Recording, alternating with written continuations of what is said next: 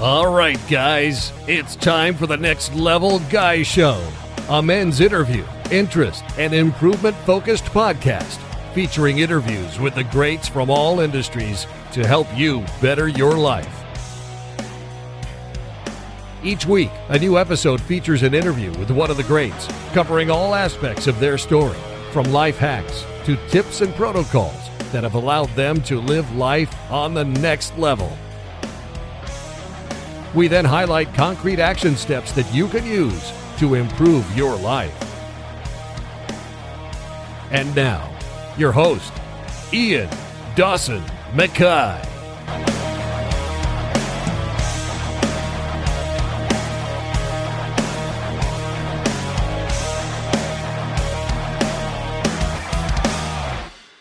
And today's guest is Tori Boggs. Tori is a 31-time Grand World Jumprope champion, multiple-time US National Speed and Power record holder, captain of Team USA, and current tripleunders world record holder.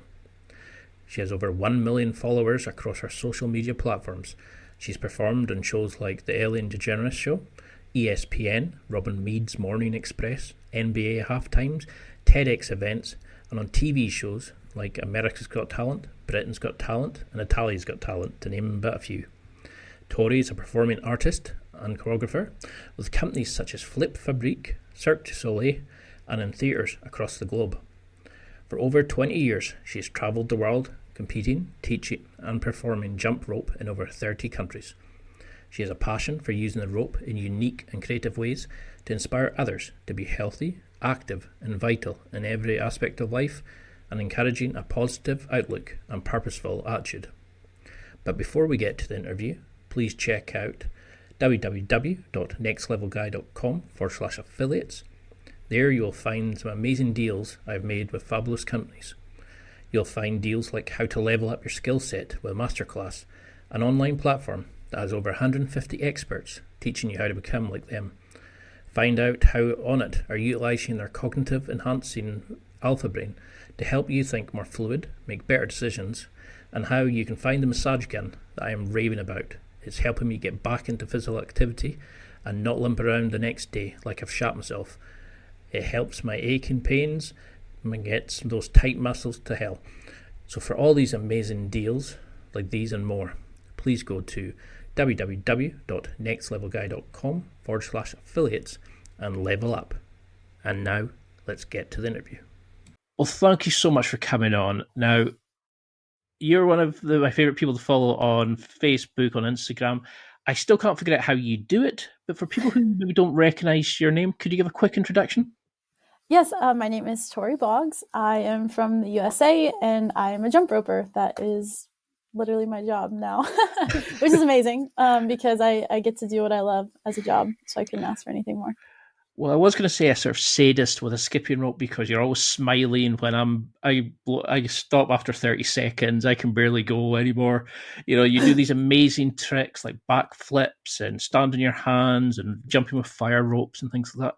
But what was the inspiration to get into this? You know, we always see skipping in the UK as the boxers doing it, or it's part of a kid's game. Apologies. But how do you take it and turn it into jump rope, which is its own complete entity? It's the special activity that you do these, because you go on amazing shows, you compete in these amazing places. What got you into jump rope? Yeah, I first saw jump rope when I was 5 years old, and I saw jump rope as a sport. So it's an entire sport. There's an entire world. We're actually an observational sport with the Olympics. So there's a whole community of this jump rope world, more than just the skipping that you might see in the gym or on playgrounds, which is pretty cool. So I was lucky enough to be growing up where there's a jump rope team that's competitive, and got into competitions that way. And so I grew up competing, went to all the different levels. I still compete, but you know, there's so much creativity in jump rope. There's so much, you know, room for new ideas and innovations, and that's really where it can get. Just the variety is so incredible, whether it's, you know, performance or just creating new skills that keep you fit. There's all types of different avenues that the jump rope can take you. So it's been really fun to be able to explore all of these different things as I've grown with my rope. Because that's what I loved about it. Like I would say, I'm interviewing somebody and they would go, "Oh, that's skipping." And I'm like, "No, no, no, no. You have to see it." And then as soon as they saw it, they were like, "Whoa, this is amazing." And if you watch some of your highlight videos or your like competition video, you go, "Right, that's so class. I've got to get this person on." And what was it that made you go, "Okay, this is just more than a hobby. This is more than a passion. This is something I can make a brand. This is something I can make a career out of." Yeah, I think it just kind of developed this way. Like I've loved jump rope forever. I just, as I was a kid, I was always doing it. I was looking for more ways to jump. I was always competing. After school, before school, weekends, it became jump rope. It's what I absolutely love to do. So as I got older, I went to college. I did the whole university thing, and I was still finding ways to jump rope and incorporate that into my life. So it just kind of continues building, and you find a way to keep doing what you love. And there was never like okay, now I'm going to make this a profession. It was really like I was just exploring different ways to continue studying what I was studying, but be able to do what I love to do in addition to that. And it just really kind of built and developed. And then during the pandemic, this was a really big moment where I was already performing with my rope. But there's a new avenue, social media, where people could connect in kind of a different way than what I had been doing. And that was really exciting because then I found a way to reach more people. Because a lot of people, you're right, you don't know jump rope until you see it. So how can we get more people to see this incredible activity, more people to be inspired to pick up a rope, and it can change their lives in different ways as well. So always growing and developing new avenues. Because that's what I love about it is that you're not just a champion, you're not just somebody who makes YouTube videos, you're an ambassador to the sport. You go and showcase this on talk shows, you go and show it in schools, and you take it like worldwide, and as well as competing. I think was it 32 times world champion now? Yeah, 31, but yeah. Let's try for 32. I mean, you are the sort of global icon for that, like for the sport. And that's what I love about it. It's a sport, but you can make it a hobby, you can make it a fitness endeavor. And like you're saying, until you see it, you don't understand it, but you become an immediate fan when you see it. But did you get any sort of pushback from teachers, family, friends to kind of say, no, don't go down that road, don't go down the YouTube road, come and do a safe job? Because you've nailed it. I mean, you've become like symbolic with jump rope. But was there any pushback at any point? Yes. I mean, there's always going to be that. I think kind of no matter what you do, you'll always kind of find that. I'm not going to lie, I don't hear those people. Maybe I hear them, Good but choice. I don't really listen. I don't really listen to it. So those kind of things don't really bother me too much because I'm just going to find ways to keep doing what I love to do. And as long as, I'm still happy and finding that joy. And a lot of joy comes from introducing that to other people and seeing the joy that they get from the activity. So there are different avenues that kind of keep me going, whether it's the opportunity to create new things in a show or even just make a new video that can bring a smile to somebody's day.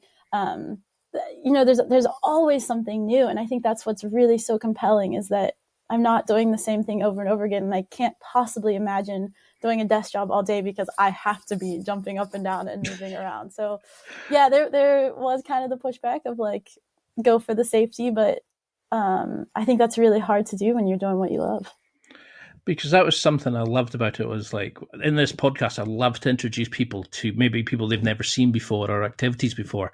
And when I seen what you do, I thought this is going to help so many people. It's going to encourage people who don't want to play team games, but they want to get into a sport and have fun with it. And, like people who have maybe done gymnastics at a certain age and then think, oh, I can't go further. And they're like, oh, here's a rope going up, and there's competitions. There's so much amazing things you do, all these sort of great presentations and stuff. And I think that's the beauty of it is you're not just a competitor. You're an ambassador. You're changing people's lives. You've made me a fan of it. I can't do I couldn't even figure out how to do half the tricks you do. But I'm desperate to start learning. So for somebody who's a complete newbie, how would we even go about it? Is it just a case of buying a rope and trying to just get a bit more movement about? Like, what advice would you give to a complete newbie who's picking up a rope for the first time? Hopefully one of your torque ropes, but... Yeah. Ooh, thanks for the plug. Yeah, pretty much just start there. Just get a rope. fortunately, jump rope is a really inexpensive activity. You literally just need this one piece of equipment. So it's quite accessible when you compare it to a number of other things that you could be doing. So really just grab a rope, and I like to just tell people, start to move it around, start to play around with it, and then look for you can always look to my pages for tutorials of proper rope sizing and basic things that you can just start doing from the very beginning and going from there. A lot of times what happens is people will pick up a jump rope and they're trying like a double under or something. Everybody knows what a double under is. Everyone's heard of a double under, a cross even. But there's so many other skills that progressively come before these ones. So people will start with a skill that they're just not ready for. And then they aren't able to do it because, of course, they need to progress through and really learn the proper ways of jump rope. And then they get frustrated and say they can't jump, when it really had nothing to do with their actual ability. They just need to learn proper technique. They need to have the right size jump rope. So grab that rope, go through my tutorials of how to properly adjust the size of your jump rope, what the basic technique points are for just starting on a basic jump and swinging the rope around, and then have fun with it. Because that's what I really liked about your YouTube channel. You've got like a video on exercises to build up your body to get able to jump, to get used to the impact, how to recover from it. But then you've also got like the footwork videos, the tricks. Now I'm going to butcher some of the names, but we've got the mic release, the splits, the bubble, the kamikaze, the backtuck, the TJ, the Webster, is it the Jommy? And the Terminator. Yeah. And I just love like how you can end there and go, yeah, you do that, flick that. And I was actually following some of your videos and I was going, I can actually do that. Like you have such a great way of teaching this, and you really, it's a smile, it's enthusiasm you put into this. So how do we start thinking, okay, I'm going to make this a workout? Would it be a case of just getting used to skipping again, having a bit of fun with the rope? Because I like how you have your different styles of ropes. You have the ones that are a bit slower. Then you have the wire ropes. Then you have ones with different angle handles and stuff. Is it just as simple you encourage people to get on the rope and then try, boxer steps, double jumps, just have fun with it? Do you think? Yeah, for sure. It's about having fun. I think that's always at the forefront. Everyone comes in with their specific goals in mind too. I think most people picking up a jump rope, their goal is fitness, and it can develop into something more. So as they learn new skills or they learn, how to move the rope and work on that control, they end up really starting to love it because they see that creative part. But I think for the most part, it starts as a fitness component. So yeah, you can just start learning, like I said, the basics and building into it. And don't overdo it at the beginning, because jump rope is one of those things where you don't really realize that you're maybe overdoing it when you first start, especially if you're getting a jump successfully. You're like, okay, I got to go for 10 minutes. It's like, wait, your first day, that's actually really a lot. And so we want to make sure that we're preventing injuries and kind of building into it. It's almost like learning how to read and immediately reading a book, right? So you kind of want to go page by page, then chapter by chapter. And it's really quite the same in jump rope. So when you're first starting out, I would say stick to, 30 seconds at a time. Don't go really too much more than that. Don't do 10 minutes of solid jump rope when you're first going. Maybe just do 3 to 5 sets of 30 seconds. And then, slowly take a day off and then come back into it and build into it until you're kind of going into that goal of whether it's fitness or learning new skills. Because that's the great thing about it, was you were mentioning that you have to build up your tendons, you have to build up your structural frame to get used to it. Because, you can be like, I'm 6'3".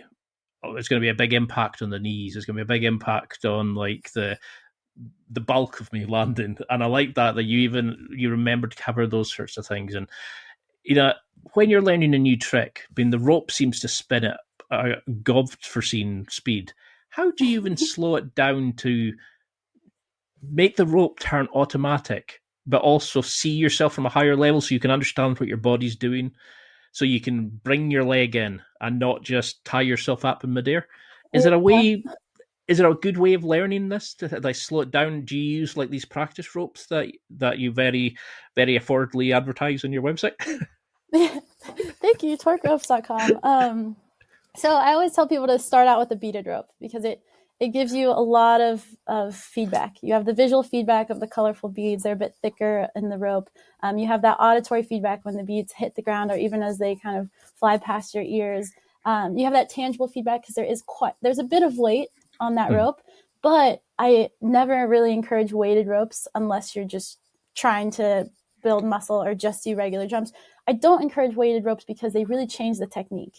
And when it comes to jump rope, you're doing so many jumps. So that's an opportunity to develop technique quite quickly. But the hard part of that is that you can develop bad habits very easily as well.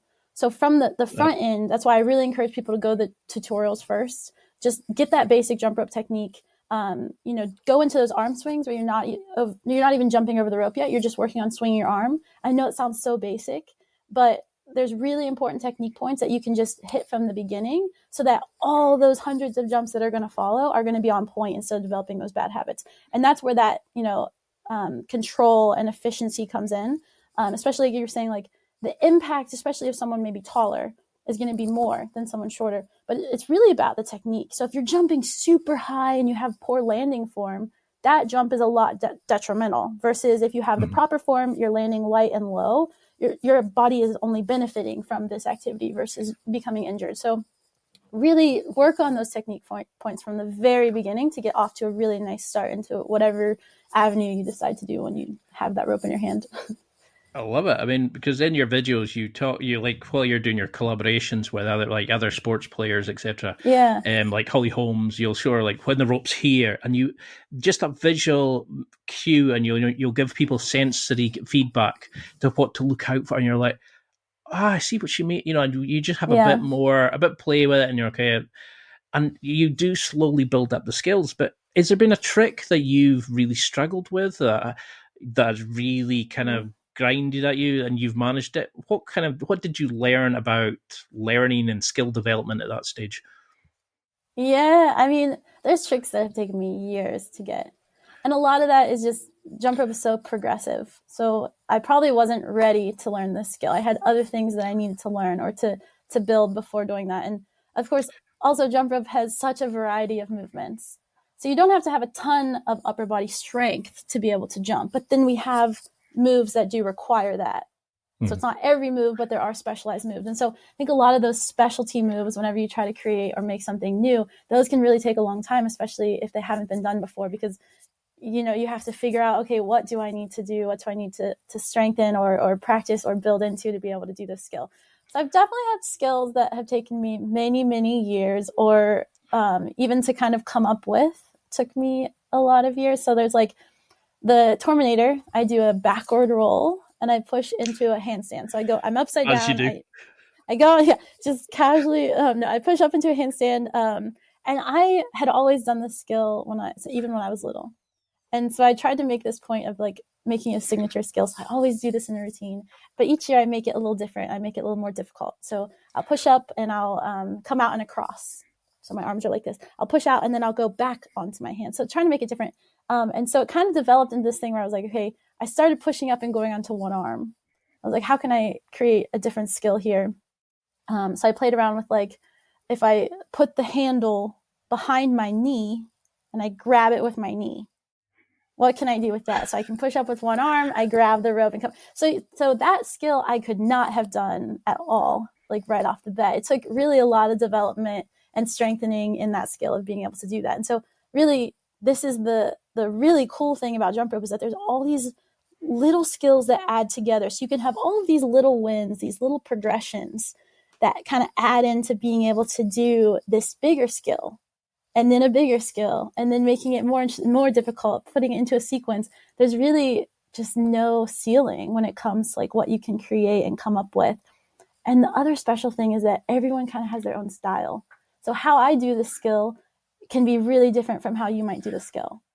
And this is really, really cool thing. Or how you combine skills might be different from how the next person will put skills back to back. So everyone kind of has their own style, their own like kind of language or way of speaking jump rope rather. I love it. I love the passion as well.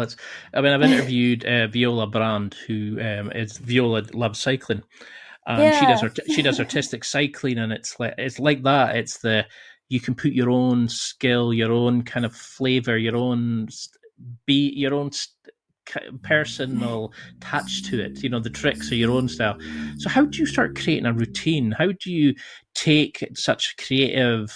Like, because to some people it might seem a series of moves, but you make this kind of beautiful like scene of flow. It's almost like you're talking through the tricks you're doing. Where does that that's nice. creativity come from, and how do you start creating it? Because the things you do from on Ellen to all these like competition shows is completely different to the the halftime shows you give. And Yeah. how do you talk to your audience, if in a weird way of saying it? Yeah. Oh, that's such a there's a lot of complexity there. So for one thing, it's taken so much practice to get to that point of being able just to know the rope, to know, how I'm going to move the rope, like the things that I want to do, years and years of practice and mini movements and experimenting with different jumps. For sure. That's a huge part of it. I feel like if I'm gonna kind of present jump rope to someone, I'm thinking about what I want them to see from what I'm about to do. So in a competition, it's going to be quite different. Like you said, like in a competition, you have very specific amount of time to do your hardest skills as perfect as possible, with the best technique you possibly can. So how I'm approaching that is quite different from how I'm approaching a group of kids who I want to hopefully inspire or encourage them to pick up a rope. I'm going to do things that maybe they can relate better to. Like they probably can't relate to me having the rope go 4 times around myself, landing on my hands, the crossed in a funky way. Like it's really cool, but there's so many technicalities there that might not get caught in the competition versus when you're in a performance or a show where I get to really kind of bring this fun style to jump rope so that people also are feeling that fun, that enjoyment whenever I'm doing it. So that's kind of how I start to approach doing different routines for different things. I have, of course, my favorite skills that I always love to do. Like I love to flip. So I love backflips. I love front flips. I love, this type of power movement and acrobatics. So I always want to try to get those in there if I can. And then I think people can see them because jump rope moves so quickly. So a skill isn't even a second long. You can do like 4 skills in 1 second. And so it's quite difficult to catch, but I like doing the acrobatics because I think people can really see what's going on with the rope and with my body. But yeah, and then music is another huge component of that, like feeling the song and the style that's there and creating my movements to also go with the song that's being played or that I get to choreograph to. And I really love this component. Choreography is one of my favorite things. So being able to decide the direction of where this is going to go is also a huge part of that creation. Because I love that answer. I mean, I love the fun that you have while you're doing it, and you can see these kind of like it's all well thought out, and it's like that your TikToks where you backflip, and you're doing all these like little speed bursts, and then it's like different tricks, and people are commenting, and then you're making videos of that, so you're having fun as well. So you're having this enjoyment from it. Where does when you're doing it? It does seem insane the way you can control your breath and smile through it all. I breathe out my arse when I'm doing my jiu-jitsu warm-ups. How on earth do you keep are you taught to I've used box breathing, where you count to 4 or hold the breath, count to 4 for stress. How do you learn to breathe initially to get to the point you can actually skip for this long? Never mind throw tricks and backflips and all that. Well, I really go back to that practice component. Right? I've done it for a long time. And there are times when maybe I've had to take a break from an injury and I come back and I am out of breath. And there's some videos where I'm really working really hard on the sequence because, it's not quite efficient when I do it at the beginning. It's a new sequence. My body's still getting used to the order of the movements or what I'm trying to do. So I also go through this phase where it's not easy. It's not difficult. And my goal is hopefully to make a video where you can't see all of that process. But then I love to post, I have a few fail videos on my page, and hopefully that gives the viewers a little bit of insight into my journey to get the video, because believe me, I go through loads of failures, and I actually really enjoy this part of the process because I learn so much. And each video, I feel like every single video I've made on my page, I have a story for this, or I know the journey that I went through to make this really small creation, but something that is really special to me. Because when you're doing things like, jumping over in a fire rope and, or you're doing all these sort of insane challenges and stuff like that, you're learning how to also be a showman as well. You're learning how to portray a character up on the stage. Do you think these kind of things work, on these shows like Ellen and all that? Has that made you a better jump roper because it's given you more of a sense of style as much as learning just tricks? You can now, I don't want to say showwomanship, sorry, a bit more. Yeah. So showmanship, showwomanship. Love it. Yes, for sure. That's a really great observation. I did grow up competing, and that, once again, that's a very different world. We're not really, we want to make skills look presentable and technically correct, but that's a very different type of jump rope. So as I've gotten more into performances and have developed that part of my craft, it's been really wonderful to be able to experiment with different ways to portray the activity that I'm doing, or bring out my character or whatever it is that I'm in the show at the time, trying to display. And this is really, really fun for me because it's not just jump rope at that point. It's bringing in this whole other component of things, and then doing it with what I love to do. So definitely there is a whole other side to that presentation aspect and being able to really present what I'm doing. And it's really fun. Like, I really love this part.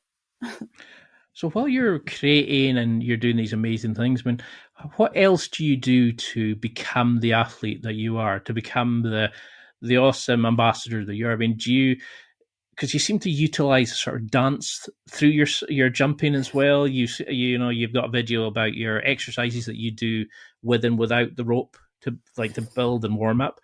What else goes into, do you have a range of skills for hand-eye coordination? Do you do gymnastics, skipping, dancing? Okay. What else makes you? Yeah, predominantly I jump rope. I spend a lot of time with the rope because that's really where my joy is coming from. I did grow up developing, gymnastics and acrobatic skills.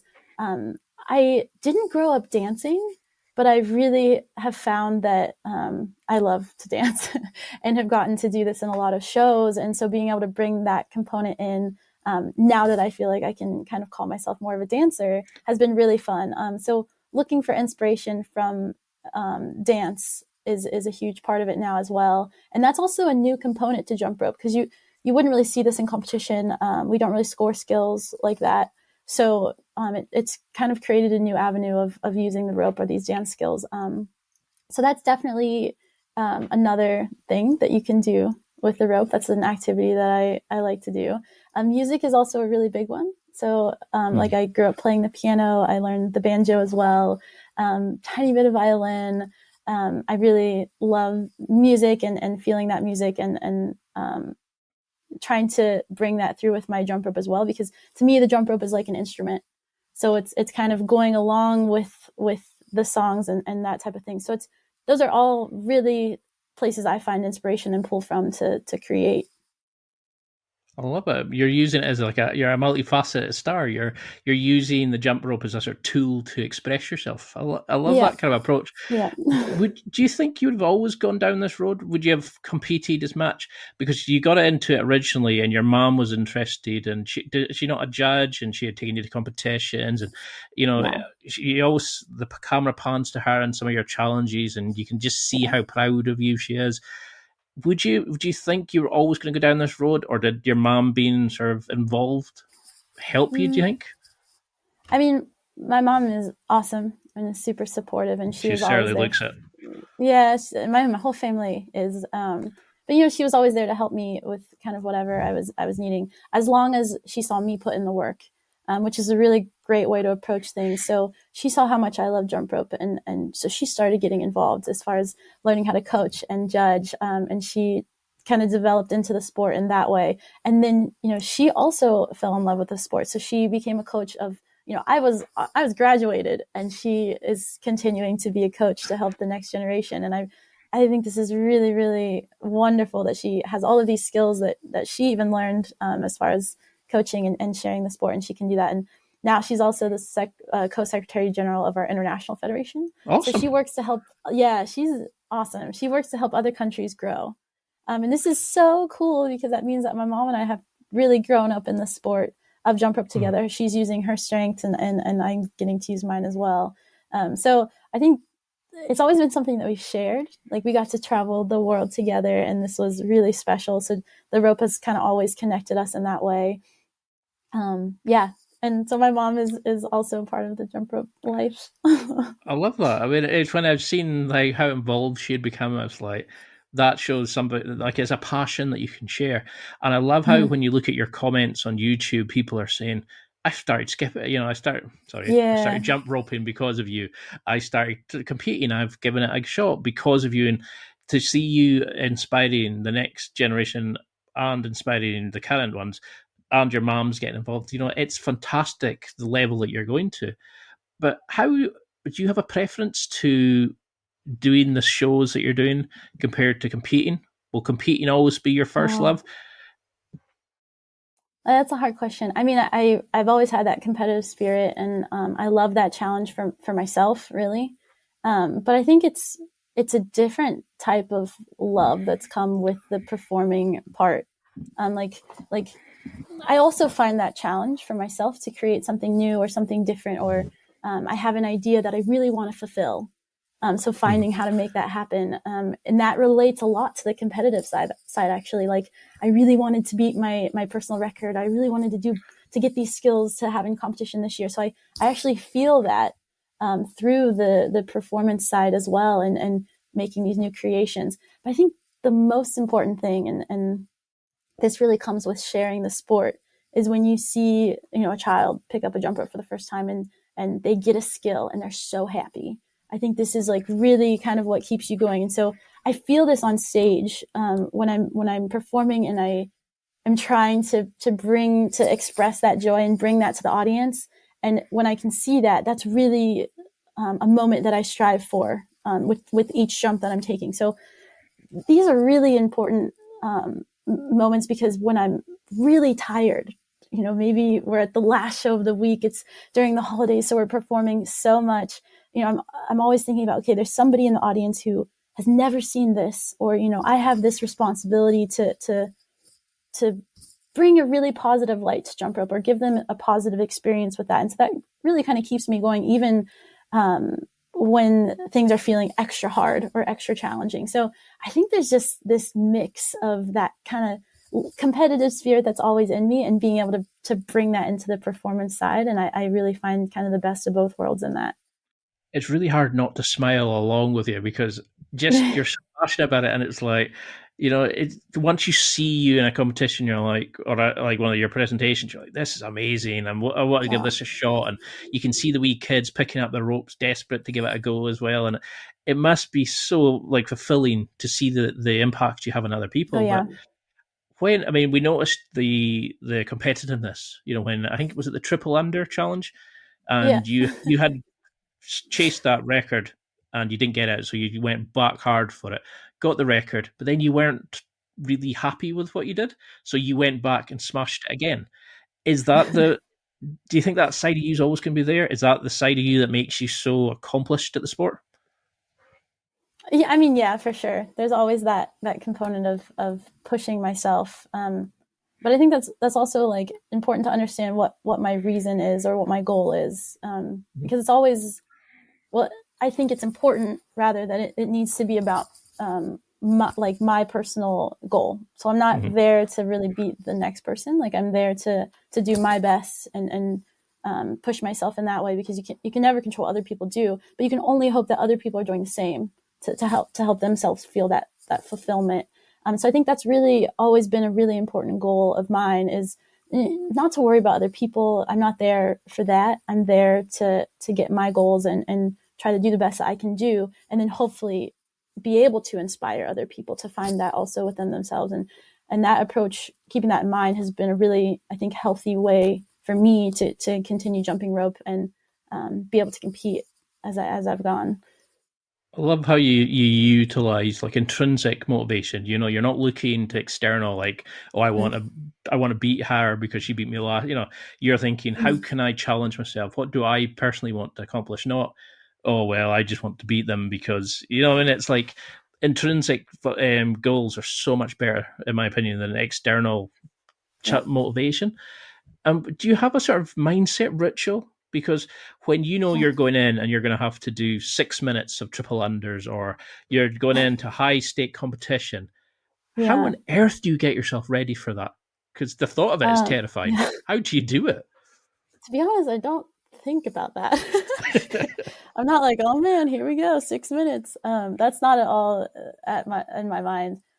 First of all, it starts with training. So you never want to approach a competition feeling underprepared. I mean, I've done that before, and that's a horrible feeling. So it really starts from those hours and months and years even spent in the gym training to prepare yourself as best as you possibly can. And then there's a bit of component of like, once you're there, whether or not you feel that you are prepared or not, you're there. And so you got to take, the best advantage of the situation.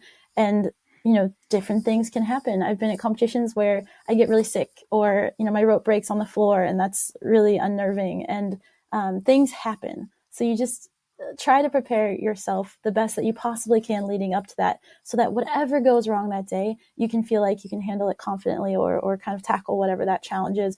And sometimes it makes it more fun, because like knowing all of what you put into that journey and all that work that you put in, hopefully you're getting a positive result. You're doing the best that you could have done. And that's a really, really rewarding process, because the other end of that, feeling like you didn't give it your all on the floor, or leaving a competition really feeling like it wasn't the best that you could do, that's really not a good feeling. It's lasting. And I want to try to avoid that at all costs. So I'm not really thinking about how difficult this is about to be. I'm just thinking about, let's do the best that we possibly can. Let's take advantage of the moment that I have, because I won't have this moment again. And hopefully I've done everything that I can leading up to this moment, and then enjoy it. Like, it's going to be hard. I already know that. So let me just enjoy this part of life where there's a struggle, and let's see what happens. No, it's good. It's time for a quick break. There are millions of potential products to buy, so how do you know which ones are worth your hard-earned money? Simple. You go to nextlevelguy.com/affiliates and explore those that will transform and improve your life. You'll find deals, listener exclusives, and special offers with some great companies. Recommendations are 100% honest and only on items Ian has tried or believes in. The companies showcased will make you a better man in all areas of your life. Simply go to nextlevelguy.com/affiliates and level up.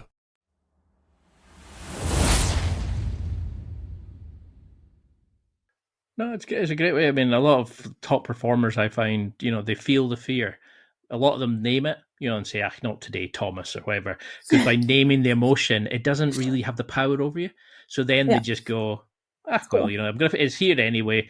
I'm going to go do it anyway. And like you're saying, it's the intrinsic. I want to go and achieve what I want. I want to give my all. I'm not worrying about what they do. I can't control what they're doing. So I'm going to do it. So how are these competitions like scheduled? Because you seem to, there's a video of you doing, is it triple unders, and you can't even see the rope. You're moving it that fast. Then there's ones where you're doing tricks and things like that. How are competitions set up? How are they graded? Are these sort of worldwide? Yeah, that's a really good question. So since social media has really exploded the last couple of years, like obviously there haven't been a lot of in-person jump rope competitions. So there's not a lot of that I've been able to really show on my social media, which I'm hoping to be able to do over the next year or two, is show more of that component of things so that people can see it. But yeah, we have multiple events within a single competition. And that's how people can win multiple world titles, right? It's like track or swimming, where you can compete in the 400, the 800, the 16. It's the same in jump rope. So we have, 30 seconds of speed. So it's as fast as you can. We have 3 minutes. We have the triple unders. Sometimes we have the double unders. We have those solo events, but we also have 2-person, 3-person, 4-person events. Double Dutch is another huge component of what we do. So that's the 2 people turning 2 ropes and then someone in the middle. So we do speed jumping with this. We have freestyle events where it's like all the crazy skills that you can do. And then we also have that, solo, duo, 4 people, double Dutch. So there's all types of different events. We always say that there's something for everyone in jump rope, whether you want to actually jump, whether you want to turn, whether you want to do solo, whether you want to do team. There's really always a way that anyone for any reason can get involved or wants to get involved.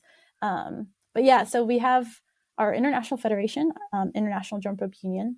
IJRU.sport is the website, and there's loads of information there about national governing bodies. And, if you're interested in getting into competitive jump rope, look for that national federation within your own country.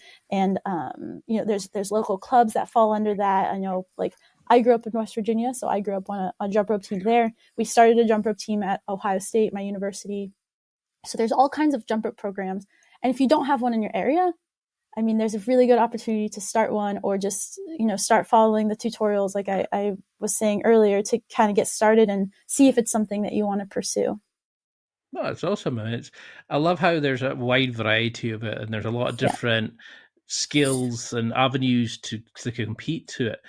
Do you have a preference, and do you prefer individual to, multi-team sports?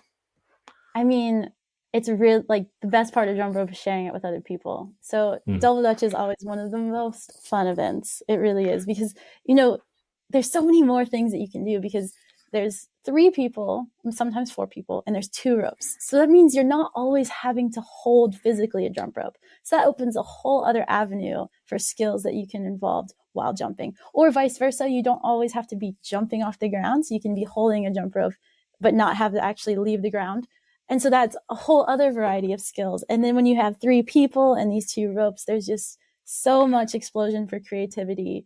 And it's just really fun to be able to share that with your teammates. And of course, in the competition setting, when you've spent hours and years in the gym together, being able to share those moments on the floor are extra special, because these are really like your closest friends that everything about one another. And you've got to trust each other if you're whipping up the blasting each other. Exactly. Lots of trust. Because when you see it, you're kind of watching it going, how on earth do they plan? It just seems like limbs flying, body, but you can see the control in it as well.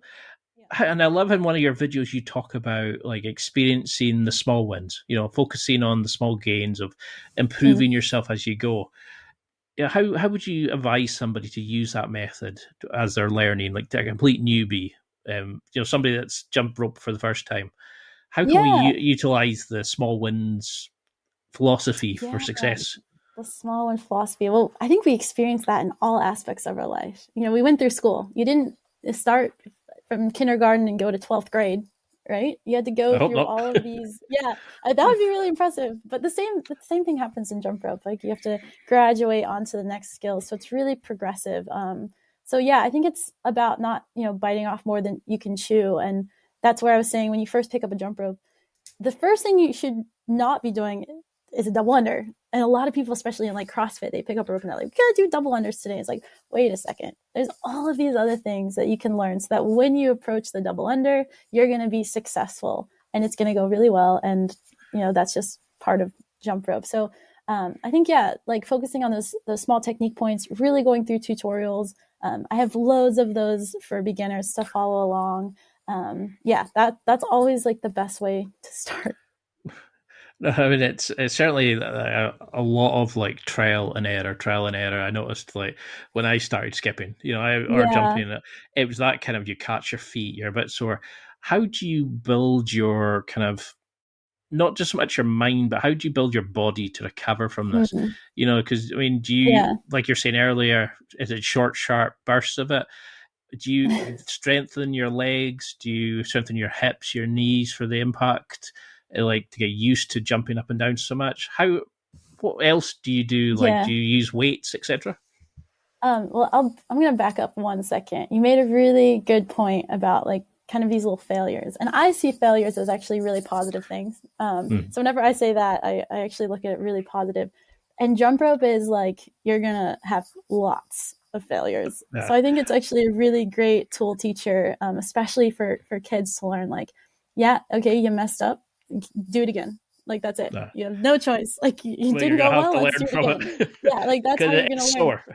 Yeah, exactly. And so I think it's actually really great of a learning tool for this type of mindset through all of life, jump rope or not, because we do have so many skills and they do work progressively, and you're not going to get it first try. I fail all the time. And that's kind of what I'm trying to show on my Instagram when I post those fail videos is, yeah, here's my result. I got this video. I'm really proud of this video, but here's the behind the scenes of everything that led to this moment. And I was rolling on the floor. I was tripping. I was falling. I was making lots of mistakes. Sometimes getting injured, which I try to avoid, but it can happen. And that's just a part of life. So what do I do from that is I analyze, well, where was my weakness and how can I improve that? And I think that's where kind of the strengthening component comes into, like, especially from the competition side, I'm working a lot on getting stronger. So that's a lot, of cross training. So I'm doing a lot of kind of similar to what CrossFitters do at a different type of level, obviously, but really focused on like what I'm needing to get from that extra power, that extra strength when it comes to the fast twitch, but also the explosiveness through my legs. And I'm not so focused on, any type of push pull within my upper body. It's more about stabilization and core stability. So that's where a lot of my focus within exercising is going to be. And then there's always that balance between, staying springy with jump rope, because you want to have that springiness within your muscles, but also a bit of flexibility, because I want to be able to do some skills that require flexibility, whether that's back handsprings or back bends or splits, these types of skills. So it's always kind of finding that balance when it comes to training of not overdoing the muscle so it's too tight, and keeping that flexibility in it as well to reduce injury. I love it, like how you just make it sound so easy, but it's enthusiasm. Yeah. Do you think? Do you think it helped that you started when you were younger? Because as a kid, you don't realize it's fun. You don't realize how off-putting, like maybe learning to backflip or skipping might be as an adult. You had that fun. It was fun rather than scary. Yeah, I think that's true. I mean, that's not to say that there weren't skills that scared me. Like when I first started doing a backflip, I was very scared. It took a lot of fight to get through that, and that was actually a big part of my jump rope journey, was like getting over that fear. And that's a very normal thing. And there were other skills that also have been very scary and still are, especially as you get into the more advanced jump rope skills. They become riskier. You're doing harder things. There are more ways that you can mess up and get seriously injured. So I would say that fear never ends as far as challenging yourself to do something more difficult. I mean, as far as when I was starting it as a little kid, I just feel super lucky that I found it that early in life. I think even if I were older and I had found it, I would have still fallen in love with it just like I did. And I always try to go back to that feeling of when I first saw jump rope when I was a little girl. And that's a huge part of what keeps me going today. Because believe me, there are times when I do not love jump rope. Like, I've been in the gym, I've been frustrated, things weren't going well, I wasn't getting skills, and I went through periods where I wasn't getting better or faster. And that's very normal. That's a normal, like, kind of relationship that can happen. But ultimately, I always go back to that feeling of when I first saw jump rope and I first fell in love with it, and what is that to me, and try to get back to jump rope and find that love again within the activity. So I just feel more lucky that I found it when I was a little kid. I think there are actually a lot of advantages of coming into it later, because a lot of, especially the adults that I see pick up jump ropes, they have really a unique insight into skills and creativity, because within the sport, we're so stuck on how we progress through a jump rope program. You went from A to B to C, and all these skills progressed, and this is how you did it, which is great because it gets people to a certain level. That's really the technical aspect of the sport. But when someone's older and maybe they were in dance or they were in other sports, they're bringing all of that experience of their movements into this new activity. And so it's kind of a fresh take on jump rope. So I really love to see adults or older kids pick up ropes and see what they do with it, how they choose to move the rope, because it will be unique. It will be their style. And I always think it's really fun to see how they bring that into using the rope. Because I love how, like, you look such a natural on camera, but to know that, like, even somebody who's done this for years, who's an ambassador, world champion multiple times, you still feel that fear and you go and do it.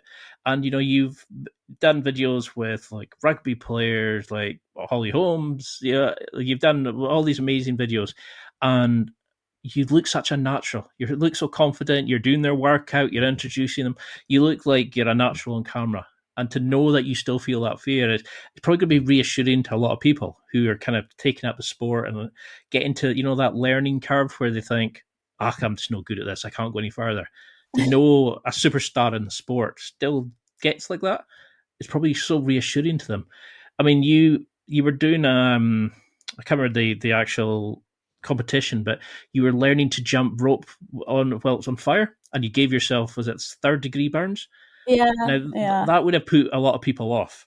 You went ahead, got back on the horse, so to speak, and then set as many ropes on fire as you possibly could to get into it. How on earth do you just think, does the fun of it take back over? Does the competitiveness that I want to achieve this? How did you reset and recalibrate yourself after something that could potentially put a lot of people off if it happened to them? Yeah, that's that's tough to answer because I wasn't hung up on that. Like that wasn't where my thought was. The thought was, well, first of all, I made a mistake, so I need to do better to not mess You up whip like yourself that. with fire, and it's Yeah, aqua. that's my mistake. Don't do that I again. should. So I need to be better. I need to practice more, or just have been focused on a different area better. So I more of just sat and reevaluated what do I need to change. I was never really stuck on, I'm not going to do that again. I think that's a large part of wanting to fulfill something. Like I had this this image, this creation that I wanted to make, and I wanted to find a way to create that and that experience. So when I wasn't able to do that because of my mistake or messing up or injury, then I wanted to find a way to be able to come back and make that happen, if that makes sense. So I wasn't really hung up on that, or injuries in general. I don't think they happen to prevent you from doing it necessarily. I think they happen to show you how to approach it differently, or how to problem solve, or still get your goal. It doesn't mean your goal has to change. It just means that maybe you need to find a different way to get there. It's like going through a maze, right? Maybe that direction is a dead end, and maybe you need to reevaluate, turn around, and go a different way. But that doesn't mean that you can't get to the end of the maze. That's a brilliant answer. And do you feel that fear when you're going on to Ellen, when you're going in to talk to kids? Does it appear, or is it does your passion for the sport overtake it? Do you find like having to speak in front of an audience is scary, or are you just becoming so used to it with the competitions now? Have you found a way to deal with that pressure? I mean, I think there's always going to be a bit of nerves, but also excitement when it comes to things like this. I think that's actually really important that I get nervous for things like this, because to me that means it matters. Yeah. Like what I'm about to do in front of these people, or say, or present, or even just talking in front of the kids, this matters. And so I really want it to be. I think I get nervous because I want it to go really well. Like I want it to be a good experience for them, and that's actually a really good thing. So I sometimes when you get nervous and you think, I want it to go away, I think it's better to embrace that and use that, and bring it out in terms of the excitement that you want to get through to people, or the passion that you want to share with them. So yes, going on Ellen, I was incredibly nervous, but I was also really surprised. Excited. Yeah, of course. But I was also just really excited. I was excited to get to share what I love to do. I was excited to meet this person. I was excited to be in front of the audience and show Jumprope to more people. Even if I'm going into a talk or a school show or anything like this, I might be nervous, but I'm really excited for that opportunity. And I feel really lucky to be able to be in that position where I can do what I love each and every day and reach different people because of it. So like, does that come across in the same way when you're doing, say, like the triple under competitions, while while your body's on fire, your muscles are aching, what keeps you going again? Is it going back to the intrinsic motivation? That you have a goal, that you have a dream that you want to achieve. You're not really caring what anybody else is doing. You're just dialed in on what you want to achieve. The same way you are when you go out, you want to give a good performance, a good representation of the sport. Yeah, I mean, I think that's pretty fair, that it's kind of the same mentality, but then more intrinsic. So it's for myself. So in that moment, it's more about, let's see what I can do today. Let's see how I'm going to to solve through this or fight through this or what I'm capable of. And it's really, intrinsically based in that way. It's hard just watching it, but to imagine what you're going through, and you do it for like 6-10 minutes, then you're doing multiple competition. You do such phenomenal things, and you're like, you don't look like you've barely broke a sweat, and that's what I love about it. That's super nice to hear. Because I'm dying inside. Because when you're watching on your competitions, and I think you just come on, you done some backflips, and people are like, "Whoa, she just skipped with a rope on fire," and you're like, "Just wait." It's like you could see that moment. You loved the fact that you were inspiring so many people. Mm-hmm. But how do you build yourself? Like, how do you eat? Like, what habits have you built in? Diet, supplements, things like that. How do you keep in such great shape to be able to keep positive, keep motivated, especially with all the traveling, competitions, etc. you do? Yeah, I mean, I won't lie, it's hard. Traveling so much, it's hard to keep a routine to follow. This is a really difficult part of life, actually. And with that, staying healthy, because we need routines to help keep us healthy. So this is a really difficult and constant battle, as is when you're performing and you're in a show that you're doing so many times a week and you're exhausted, you're wearing your body. It's really important to be paying attention closely to how your body's feeling, things that you might need to work on or strengthen. This is really, really important component because you want to be able to work. So you want to prevent injuries as much as possible. So it's really kind of a constant battle. I do prioritize nutrition and eating well.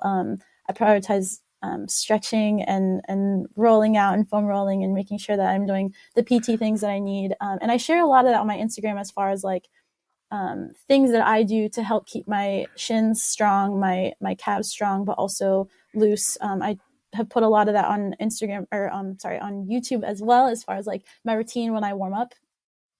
And a lot of that is also keeping the same routine. So no matter what country I'm in or what time I'm doing a show or anything like this, I have my warm-up routine. And this is kind of a way that I can you sort of switch on to... Yeah, switch on to what I'm about to do, dial into the focus on my show, on my performance, and disregard maybe the different stage or the different environment that I'm in and be able to still produce something strong. Because there are a lot of components, even in competition, that come into play. Your bed's different.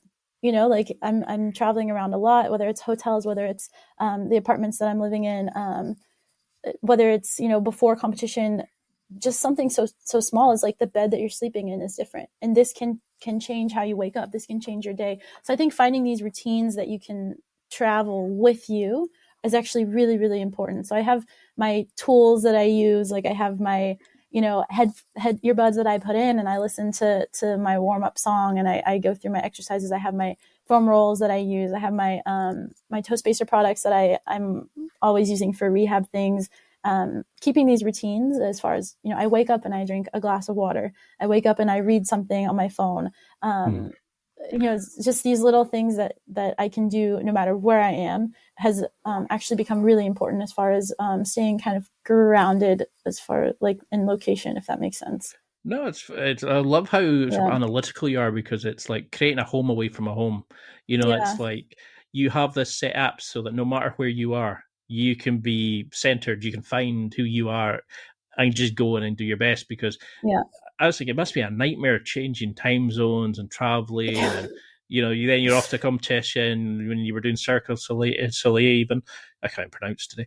You were doing all these amazing things, and it's like, how do you just stay centered as a person?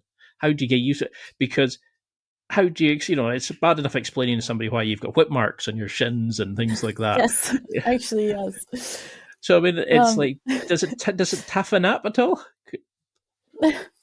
I mean, recently this summer, I was in a show and it was, I was doing a lot of new things in the show. So it wasn't just Jumprope. I was a whole character. I was moving constantly. It was really high energy and really nonstop. And the stage had a lot of different levels. And I was doing this thing in the show. I didn't even notice it, but I bruised my legs really, really bad. And I was doing it every day. So the bruises weren't going away. And, I made a video because I was trying to avoid videos because the bruises were so bad, but it was summer and like I had the shorts on. And of course, in this video, like you can see the bruises. I got so many comments. I was like, don't worry. It's just like part of it and part of the journey. And that's just something that kind of happened. And it's just what sometimes happens. And It's hard to explain into it. I mean, when you start jiu-jitsu, you get like grip marks where people will put like grab hold of your arms and stuff like that, and you see all the bruises where they put pressure in. It's the same with your legs, and you don't want to wear shorts. People think something's wrong, something's happened to you, and it's like, it's okay. Just in a couple. Yeah, I'll explain later.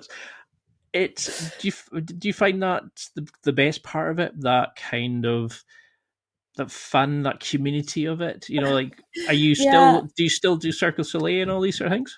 Yeah, I mean, I feel really lucky that I have this amazing community that cares this much about me. That's first of all really nice. So it's really sweet that people check in on me and give me or even whenever I'm working, like this summer, this year, I've been working so much more because things have opened, which is great. I get to perform, do what I love, but I've had to cut down on some of the videos that I was doing, and I get messages from people that are missing this, and this is I never expected that. And so I feel really lucky that there are people that do miss my videos and want to see more of that. So I do feel a kind of a sense of, I feel this need to sometimes create more to help them keep going as well. Or the people that have messaged me that said they are now picking up and jumping rope, and they've been doing this now for a year or two because of just seeing my page. This is so cool that I have the opportunity to hopefully help people in really positive ways. So I think these are the things that really keep you going when you're tired, or I get those rope whip marks and nothing's going right with the jump rope, but there's other people that are feeling things are going right with the jump rope. And this is really, really cool part of the community. I love all of them. Thank you guys for supporting me and letting me do what I love so you guys can feel it too. Because your videos are very Moorish. You watch one and you think, I'll watch another. Before you know it, you've watched half your catalogue. And, I can see why. And you draw people in with your fun, with how motivational and inspiring you are, and how you even can teach people such mind-blowing tricks and stuff. And I think also bringing in, like, again, Holy Holmes and all these sort of people, you're sort of showing other people how they can incorporate it into their sport, how they can build it into part of their thing. Do you think cross-training, like you were talking about earlier, is a great thing, that all athletes should be doing jump rope in some sort of method? Oh, yeah, that's really great. I mean, I grew up, I always jump rope, but I also played soccer, football. I ran track, I ran cross country. I did a lot of other sports. And this jump rope always helped. Like I always found myself kind of an advantage in those sports, whether it was cardio, endurance wise, whether it was just coordination, because jump rope really teaches both sides, right and left. So in football, I was really good at kicking with my left as well, and as well as my right. And this is really cool. So I think it's really helpful when it comes to teaching coordination and full body control and kind of that physical literacy. And so I really love these athlete collabs, with Billy Meeks, the rugby player. It was so cool because he was really quite good at jump rope and the sport translated quite well. And he said that they use jump rope as training. Same with Holly. Like she is quite good at jump rope because she uses that as training, and it goes directly into her sport, which is really, really cool. I loved how, like, while you're watching the videos, some of them are like really surprised at how good your skills were. Like how you were hitting the mitts well, how you were throwing the ball, and they were like, what?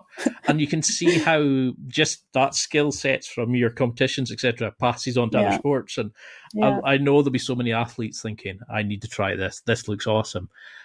So if we had to sort of sell it, which I don't think you're going to have to, because I know there's so many people just now listening, how do you want them to start? What would you say to somebody on the fence just now?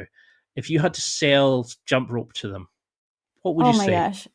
I mean, at the top of everything for me is always the joy of challenging yourself, the joy of learning something new, the joy of being able to find fun in an exercise. So to me, I think the best selling point to jump rope is the joy that it brings to people.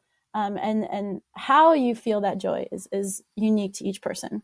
So whether it's jump rope helps your sport that isn't jump rope, that's a joy. That's a positive thing that it can bring to your life, whether it helps improve your physical fitness or being able to go longer, or you love, just jumping to music in the gym, and that's the joy that you find, or whether you love to jump rope with your little one, or share that with other kids, or jump rope with other people. Like, I think no matter what you're looking for, joy is at the top of that, and that can be different for everybody, but ultimately that's what it comes down to.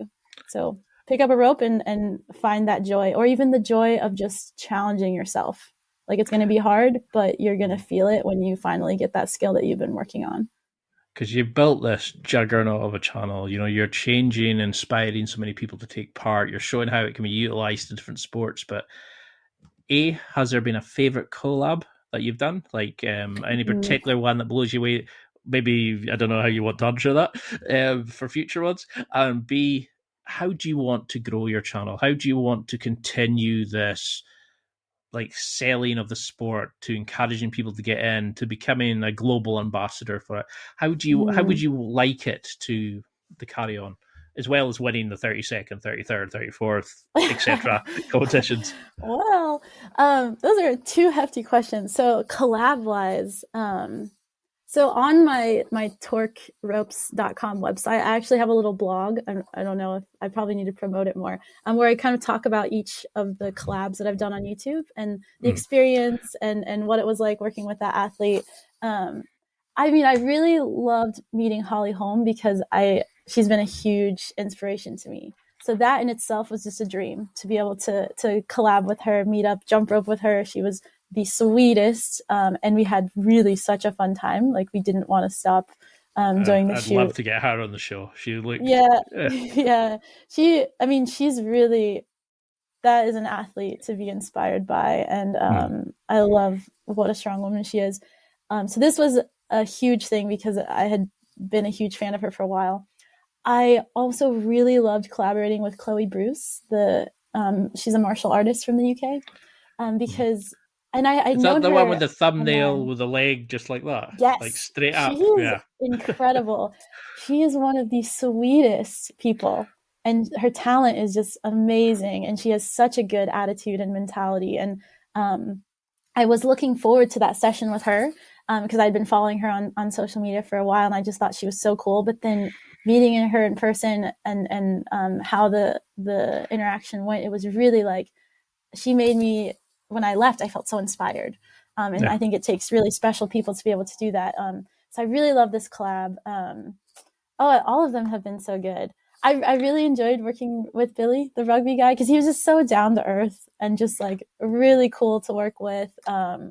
Really fun person. Well, maybe expand really it. Cool too. How would you, anyone that you would like to collaborate with that you haven't yet? There's also so many of those. Havthor Bjornsson, the strongman. That would be amazing. Yeah, I really want to jump rope. He jumps rope. That's the thing, is I know he jumps, and I know he's quite good. And so I would love to collab with him. I think it would be really fun. I think it'd be really funny. I think we could both learn a lot of moves together. So that's definitely a goal that I want to make happen. Do you have any pull there? You got the connection. I think I will try to set that. Okay. And how, before you take on the mountains and win, how do you want to expand your brand? How do you want to take this further? Is it just going to be a side hustle that you enjoy doing, or are you going to use this now as the goal to inspire all the little kids who maybe are thinking they want to get a sport, but they're not sure what's for them? You're going to inspire people to get back into shape and things like that. What's the overall goal for you, do you think? I know it's a big question, but the overall goal is to I do it because I love it. And ultimately, like, as much as I love helping other people jump rope and everything, like, ultimately it's what brings me joy. So leading with that, that's always the goal, is to be happy and do what I love and what makes me happy. It's like the large picture goal is to always just keep inspiring people. How I do that is kind of those questions. And I do have some projects up my sleeve that I'm like not quite ready to talk about, but I'm kind of constantly creating and following different routes and hopefully making new ways and to reach new people and innovate that way. And that's really exciting. It can be really scary, but also makes it really fun. And in the end, with the result, it always makes it really worth it because I know the journey that it took to get there. So I'm just excited to keep bringing Jumprope to new people. Well, you're definitely one of those people you mentioned earlier where you said, there's special people who inspire and motivate. I mean, I could listen to you talk for hours. You've got me smiling. You've got me wanting to try it. I'm so glad we made the connection. I mean, I know it's been an hour and I can't believe it feels like 5 minutes. Oh, but wow. Okay. Until we can get around 2 in and get you involved in other stuff and as well. What do you want people to take from this? What do you want them to remember or to think about or do from this interview? Well, first and foremost, pick up a jump rope. Everybody, pick up a jump rope. Torquerope.com. Torquerope.com. Go there now, and then go to the YouTube and follow all my instructions. I mean, okay, maybe jump rope isn't your thing. So I hope that you can find ways that you find that enjoyment or joy in whatever it is that you do or whatever is going to inspire you. And if you haven't found that, I would encourage you to keep looking or don't give up on that because it's out there. And I found it in Jumprope, but there's a number of other ways that it can manifest to bring that positivity to your life as well. I love it. I love how you're so passionate about it, and there's so much there. Like your channel is a godsend for anybody wanting to learn. There's such amazing things you do, and you're kicking ass, you're taking names, but you're having fun with a smile. Keep doing you because you're encouraging so many people and achieving so much. But for people who want to find you, who want to follow you on social media, buy a rope preferably.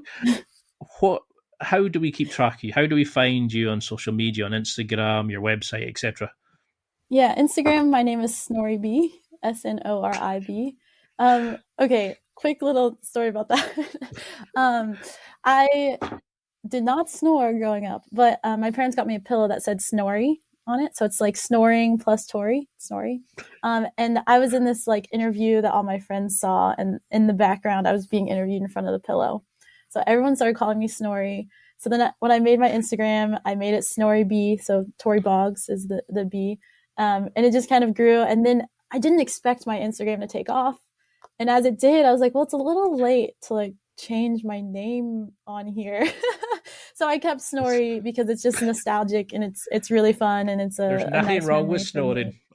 Yeah, there's nothing wrong with snoring. That's not a thing. My ex would have murdered me, but we'll go into that. Snores are fine too. But yeah, that's where that came from. SnorriB. Then TikTok, I'm Tori Boggs. Facebook, Tori Boggs. Toriboggs.com. You can find me there. Jumpropes, torqueropes.com. I mean, there's a whole other branding story behind that, but you'll get to that from my Instagram as well. And then I'm really excited for my YouTube channel because I'm posting a lot of longer videos there where I go through explanations and workouts and skill tutorials. So you'll find me there under Tori Boggs as well.